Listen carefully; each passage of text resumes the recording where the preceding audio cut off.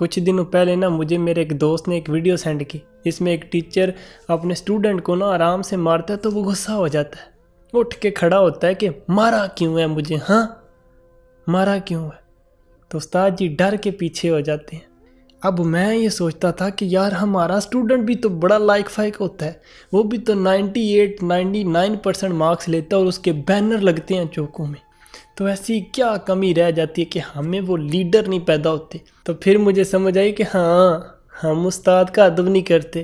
تو جب استاد کا ادب نہیں کیا جاتا ہے نا تو وہ آپ کو کتابیں تو پڑھاتا ہے لیکن دنیا نہیں پڑھاتا۔ پھر جو استاد کی عزت کرتے ہیں نا دنیا ان کی عزت کرتی ہے۔ وہ کیسے؟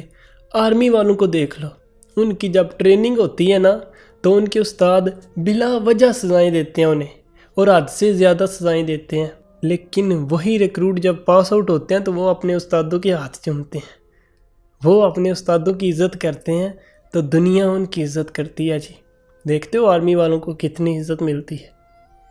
تو ہمیں جی کہیں نہ کہیں استاد کا ادب کرنا پڑے گا، ورنہ زوال کا تو ہم پہلے سے ہی شکار ہیں۔